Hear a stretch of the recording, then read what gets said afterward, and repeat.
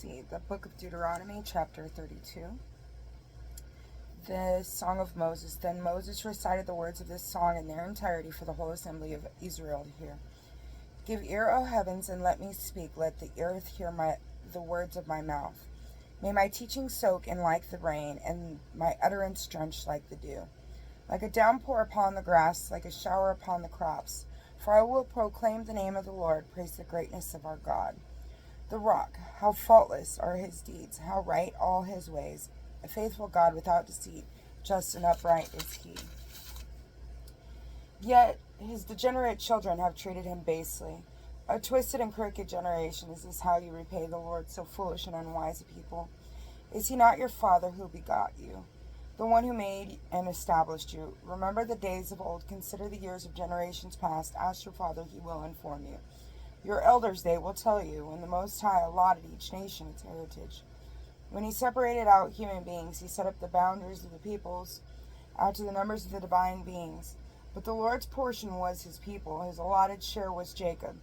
He found them in a wilderness, a wasteland of howling desert. He shielded them, cared for them, guarded them as the apple of his eye.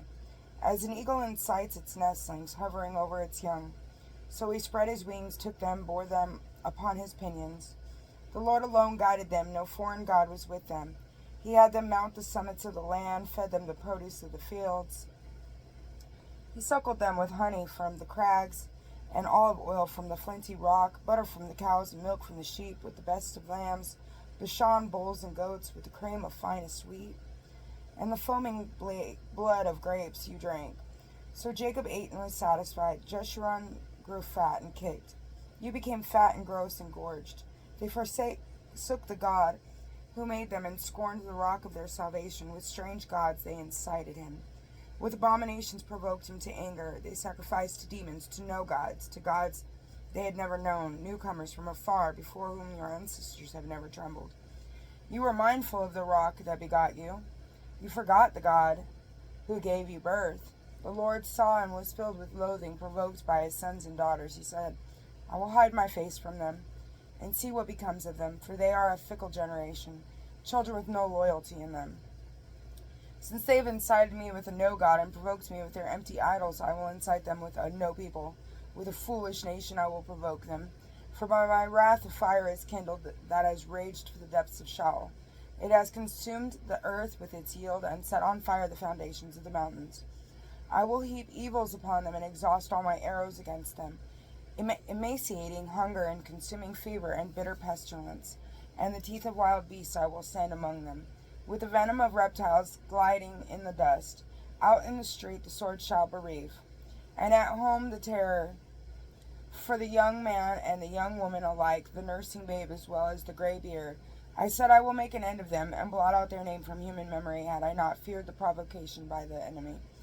And their foes might misunderstand and say, our own hand won the victory. The Lord had nothing to do with any of it, for they are a nation devoid of reason, having no understanding. If they had insight, they would realize this. They would understand their end. How could one rout 1,000, or two put 10,000 to flight, unless it was because their rock sold them? The Lord delivered them up. Indeed, their rock is not like our rock. Our enemies are fools, for their vine is from the vine of Sodom, from the vineyards of Gomorrah. Their grapes are grapes of poison, and their clusters are bitter. Their wine is the venom of serpents, the cruel poison of vipers. Is not this stored up with me, sealed up in my storehouses? Vengeance is mine and recompense. For the time they lose their footing, because the day of their disaster is at hand, and their doom is rushing upon them. Surely the Lord will do justice for his people. On his servants he will have pity. When he sees their strength is gone, and neither bond nor free is left, he will say, where are their gods, the rock in whom they took refuge?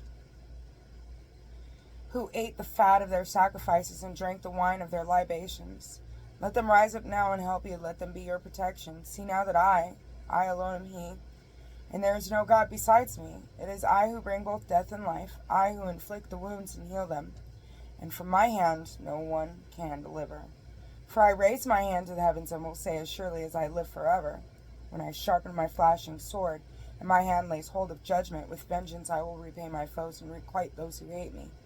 I will make my arrows drunk with blood, and my sword shall devour flesh, with the blood of the slain and the captured, from the long-haired heads of the enemy, Exult with him, you heavens, bow down to him, all you divine beings, for he will avenge the blood of his servants.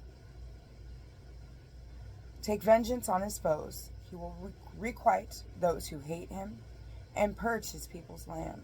So Moses, together with Hosea, son of Nun, went and spoke all the words of this song in the hearing of the people.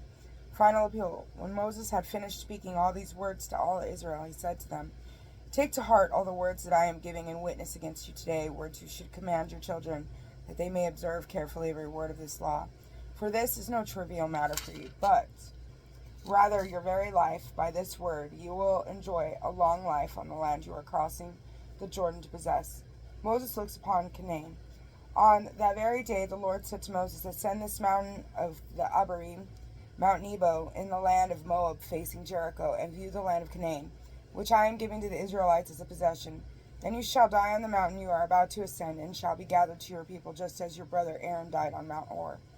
And there was gathered to his people, because both of you broke faith with me among the Israelites at the waters of Meribah Kadesh in the wilderness of Zin. You did not manifest my holiness among the Israelites. You may indeed see the land from a distance, but you shall not enter that land which I am giving to the Israelites. God bless you.